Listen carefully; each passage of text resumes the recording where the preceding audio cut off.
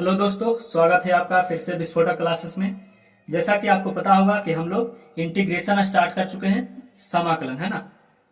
इसका एक वीडियो बन चुका है, ठीक है। जो भी नहीं देखे हैं वो जरूर देखें। उसमें हमने बताया है कि इंटीग्रेशन क्या है, कितना प्रकार का होता है, साइन क्या है ना, चिन्ह उसका क्या है, उसका प्रयोग कहाँ होता है, सब कुछ मैंने डिटेल पूर्वक बताया है। आज हम लोग पार्ट 2 वीडियो इसका स्टार्ट करने जा रहे हैं। उसमें हम लोग फॉर्मूला का बात करेंगे, ठीक है। कैसे हम लोग समाकलन, किसी फंक्शन का समाकलन निकालते हैं, उस पर चर्चा करेंगे, ठीक है।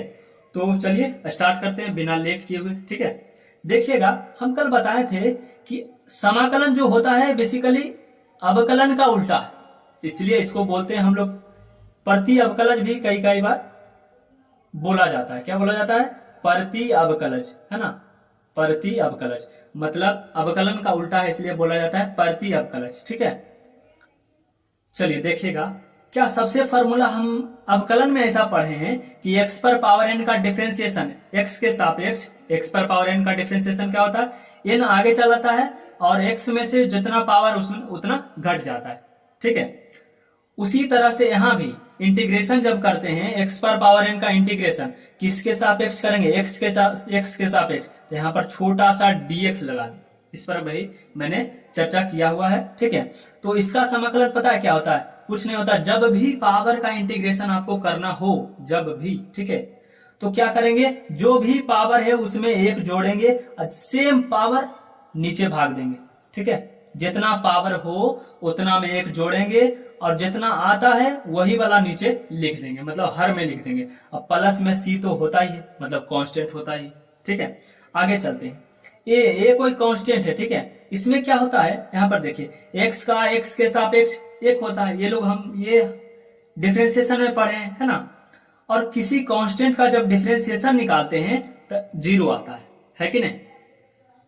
जीरो आता है। अगर हम ए इसी तरह से किसी कांस्टेंट का समाकलन करें तो क्या आएगा, ठीक है। तो इसका समाकलन आएगा ax प्लस सी, ठीक है। चलिए हम इस पर थोड़ा सा चर्चा करते हैं, बहुत सारे बच्चों को इसमें दिक्कत होता है। चलिए हम चर्चा करते हैं, ठीक है, क्या होता है। देखिएगा ध्यान से, जैसे ए है, ए कोई कांस्टेंट है और इसका समाकलन हमको निकालना है, क्या आएगा, समझिएगा ध्यान से। ये तो कोई कांस्टेंट है, तो हम बताए थे कल ही कि इंटीग्रेशन में जो भी कांस्टेंट है उसके अंदर है, उसके बाहर हम लोग निकाल लेते। तो यहाँ पर कुछ नहीं तो एक तो बचा ना, एक बचा कि नहीं बचा? ठीक है, एक बचा, अच्छी बात है भाई, एक को रहने दिए। इंटीग्रेशन, क्या हम एक को ऐसा लिख सकते हैं? देखिएगा, एक को क्या हम x पर पावर 0 लिख सकते हैं? क्या हम एक को x पर पावर 0 लिख सकते हैं? क्योंकि x पर पावर 0 बराबर 1 होता है। दुनिया के किसी भी संख्या पर अगर पावर 0 हो तो उसका वैल्यू क्या होता है? 1 होता है। तो कोई दिक्कत नहीं, हम लोग 1 के जगह पर x पर पावर 0 dx लिख सकते हैं। अभी ही फॉर्मूला बताए हैं, ऊपर ही देखिए लिखा हुआ है कि जब भी पावर वाला इंटीग्रेशन करना हो तो कैसे करेंगे? जो भी पावर है उसमें 1 जोड़ देंगे। तो 0 में बताइए, 0 में 1 जोड़ेंगे और वही वाला पावर नीचे भी लिख देंगे, प्लस में सी हो जाएगा, होगा कि नहीं? चलिए और चलते, एक्स पर पावर 0 प्लस 1 1 हो जाएगा, मतलब एक्स पर पावर 1 और नीचे भी 1 तो x आ जाएगा, है कि नहीं? प्लस में सी, समझे? तो ये हो गया हमारा। यानी कि अब याद रखना, किसी भी कांस्टेंट का अगर आपको क्या करना है, समाकलन करना है, ठीक है। किसी भी कांस्टेंट का समाकलन करना हो तो कुछ नहीं करना है, बस उसमें x लगा देना, प्लस में सी जोड़ देना। चलिए अगर नहीं समझ में आया तो एक एग्जांपल और थोड़ा सा छोटा सा एग्जांपल ले लेते हैं, ठीक है। देखिएगा इधर, मान लिया जाए 2 का आपको समाकलन करना है, 2, ठीक है। 2 एक कांस्टेंट है कि नहीं, इसका आपको क्या करना है, समाकलन करना है। कैसे करेंगे? देखिएगा, 2 कांस्टेंट है इसलिए बाहर निकाल लेंगे। यहाँ क्या बचा? dx बचा, dx बचा है ना, तो dx लिख देंगे। यहाँ पर 1 है, कुछ नहीं तो 1 गुना dx लिख सकते हैं। अब देखिए हम क्या बोले, 1 को क्या हम x पर पावर 0 लिख सकते हैं ना, क्योंकि x पर पावर 0 करेंगे तो 1 आ जाएगा, कोई दिक्कत नहीं है। तो 2 का 2। अब अभी ही बताए हैं, अभी क्या बताएं, जब भी पावर वाला इंटीग्रेशन आपको करना है तो पावर में 1 जोड़ेंगे, वही वाला पावर से भाग दे देंगे। तो 0 में 1 जोड़िएगा तो 1 आएगा कि नहीं, x पर पावर 1 बचेगा, वही वाला पावर नीचे प्लस का c, यानी कि आ जाएगा 2x प्लस c, है कि नहीं? ये आ जाएगा। तो इतना नहीं करना है हमको, इतना दिक्कत हो जाएगा। ठीक है, इतना कीजिएगा, सब में दिक्कत है। कुछ नहीं करना है, सिंपल किसी भी कांस्टेंट का अगर आपको समाकलन निकालना हो एक्स के सापेक्ष तो 3 लिखेंगे, बस उसमें एक्स लगा देंगे, प्लस सी कर देंगे। क्या बोले, किसी भी कांस्टेंट का अगर समाकलन करना हो बस उसमें एक्स लगा देंगे, सी जोड़ देंगे। ठीक है, जैसे आपसे कहें कि बताइए 9 का समाकलन क्या होगा, तो 9 में एक्स जोड़ देंगे प्लस सी। जोड़ना नहीं है, 9 में गुना करना है। ठीक है, समझ रहे हैं। जैसे हम कहें 10 का समाकलन निकालना है तो 10 गुना एक्स प्लस सी आ जाएगा हमारा। ठीक है, तो इस तरह से आप लोग कर लीजिएगा। चलिए अब आगे देखते हैं और कुछ फॉर्मूला पर डिस्कस करते हैं। देखिएगा, हम लोग ऐसा पढ़े कि यदि x का x के सापेक्ष अवकलन करे तो एक आता है, y का y के सापेक्ष अवकलन करे तो एक आता है कि नहीं। उसी तरह से अगर हम एक, यहाँ पर कुछ नहीं तो एक है ना, तो एक का अगर x के सापेक्ष समाकलन करेंगे तो x आ जाएगा, क्योंकि एक का उल्टा x है। समझ रहे हैं। ठीक है, अगर मान लिया जाए कहीं ऐसा दिया रहेगा कहीं dy, तो dy का क्या आ जाएगा, y आ जाएगा, प्लस में तो c जोड़ना है ही। कहीं पर मान लिया जाए आपसे ऐसा भी रहेगा, कहीं dt रहेगा तो उसका क्या आ जाएगा, t प्लस c आ जाएगा। कहीं पर मान लिया जाए dz है, उसका समाकलन क्या होगा, यानी z का z के सापेक्ष अवकलन है कि नहीं। एक का z के सापेक्ष क्या आ जाएगा, तो z प्लस c आ जाएगा, सिंपल। ठीक है, आगे चलते देखिएगा। अब हम ट्रिग्नोमेट्रिक फंक्शन 6 को होता है, साइन कॉस टाइन कॉट कोसेक सेक, ऐसा पढ़े। इसका अवकलन हम लोग पढ़ चुके हैं। ठीक है, अब हम समाकलन करते हैं। क्या बोले हैं, अवकलन का उल्टा है समाकलन। तो साइन का अगर डिफरेंशिएशन किए हैं तो कॉस आया है, अगर हम कॉस का समाकलन कर दे तो साइन आ जाएगा, सिंपल है कि नहीं। यदि हम कॉस एक्स का समाकलन कर दे तो क्या आ जाएगा हमारे पास, ये आ जाएगा, साइन एक्स आ जाएगा, है कि नहीं। और प्लस में सिर्फ सी जोड़ देना है। ठीक है, उसी तरह से 5वां नंबर देखिएगा, कॉस का डिफरेंशिएशन किया था माइनस साइन एक्स आया है, अगर हम साइन एक्स का समाकलन कर दें तो ये वाला आ जाएगा कि नहीं, यानी कि ऐसा देखिएगा, माइनस का साइन एक्स का अगर हम समाकलन करेंगे तो क्या आएगा मेरे पास, कॉस एक्स आ जाएगा। तो ये लिख लिए कॉस एक्स प्लस का सी, है ना। अब देखिए ये जो माइनस इसको बाहर कर लीजिएगा। ठीक है, मतलब ये वाला जो माइनस है इधर आ जाता है ना। तो यहाँ पर हम लोग पूरा प्रॉपर फार्मूला लिखेंगे तो यहाँ पर बोलेंगे साइन एक्स का जो समाकलन होगा वो कितना आएगा, माइनस का कॉस एक्स प्लस सी। ठीक है, याद रखना है कि साइन एक्स का समाकलन माइनस कॉस एक्स होता है और कॉस एक्स का समाकलन साइन एक्स होता है। ठीक है, चलिए और आगे चलते हैं। देखिए tan का डीसी सेक स्क्वायर एक्स, तो सेक स्क्वायर एक्स का समाकलन करेंगे तो क्या आ जाएगा, tan एक्स आ जाएगा। सेक स्क्वायर एक्स का यदि हम समाकलन कर दें तो क्या आ जाएगा, tan एक्स प्लस सी, ये हो गया। ठीक है, आगे चलिए।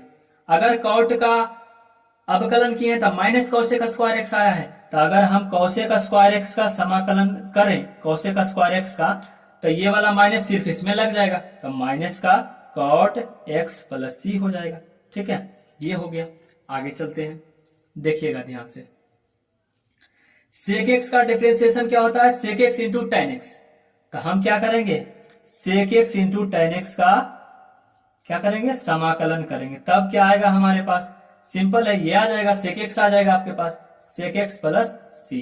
ठीक है, चलिए लास्ट देखिए कॉसेक एक्स। अगर हम कॉसेक एक्स का अवकलन करते हैं तो ये आता है, तो इसका समाकलन करेंगे तो ये वाला आ जाएगा कि नहीं, तो आ जाएगा सिंपल। तो कर लेते हैं, cosec x into cot x का यदि हम समाकलन करें तो कितना आ जाएगा, ये कॉसेक एक्स आ जाएगा, ये लिख लिए कॉसेक एक्स प्लस का सी, लेकिन यहाँ माइनस है तो ये वाला माइनस इसमें लग जाएगा, समझ गए।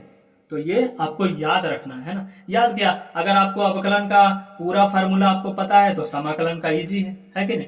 जैसे साइन एक्स का डिफरेंशिएशन पढ़े हैं कॉस एक्स, तो कॉस एक्स का समाकलन करेंगे तो साइन एक्स आ जाएगा। उसी तरह से कॉस एक्स का साइन एक्स होता है, कॉस एक्स का डिफरेंशिएशन माइनस साइन एक्स होता है, तो साइन एक्स का माइनस कॉस एक्स हो जाएगा, ये वाला माइनस यहाँ लग जाएगा, है कि नहीं। जैसे tan का सेक स्क्वायर एक्स होता है, तो सेक स्क्वायर एक्स का समाकलन करेंगे तो इसका उल्टा हो जाएगा, tan एक्स हो जाएगा। तो इस तरह से आप याद रख सकते हैं। ठीक है, चलिए अब आगे चलते हैं।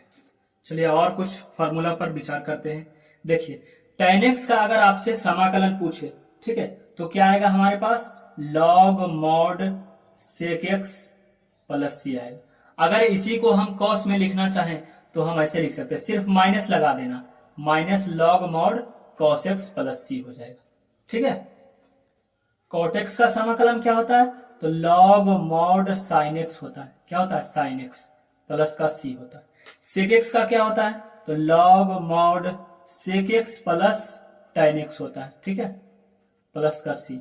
अगर आपसे कौसेक का पूछे तो लॉग मॉड कौसेक एक्स माइनस का कॉट एक्स प्लस सी। ठीक है, ये 4 फार्मूला ये हो गया। ठीक है, और 2 तो पहले ही बताएं कि अगर समाकलन करें साइन का, ठीक है, साइन का समाकलन क्या होता है? कॉस एक्स प्लस का सी माइनस में, है ना। यदि आपसे पूछे कोई कॉस का बताइए, ठीक है, तो ये हो गया कॉस का क्या होता है? साइन एक्स होता है प्लस सी।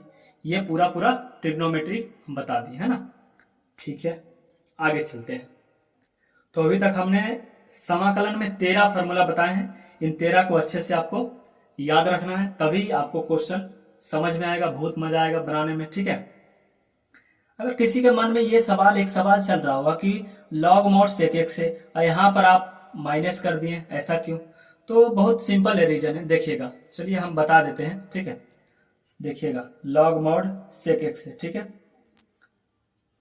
ध्यान से देखना है। ठीक है, क्या हम लॉग को लॉग रहने दें? ठीक है, सेक एक्स को क्या 1/cos x नहीं लिख सकते हैं? लिख सकते हैं कि नहीं लिख सकते हैं? कोई दिक्कत नहीं, लिख सकते हैं। चलिए, अब एक फार्मूला पढ़े होंगे लॉग वाले में, लॉग m बटा n। लॉग m बटा n बराबर क्या होता है? लॉग m माइनस n होता है। क्या होता है? Log m minus n। तो लॉग m के जगह 1 है, माइनस लॉग n के जगह क्या है? cos x है, और प्लस में c है कि नहीं? तो लॉग x का मान तो क्या होता है? 0 होता है, हम लोग जानते हैं। तो माइनस लॉग x बचा कि नहीं? Minus log x plus c। तो वही तो ऊपर लिखे हैं, minus log cos x plus c। ठीक है, अब तो क्लियर हो गया होगा। तो चलिए आज के लिए इतना रहने देते हैं। इतना आपको फार्मूला का ध्यान में रख कर आना है कल। तो अगले वीडियो में मिलेंगे आपसे। ठीक है।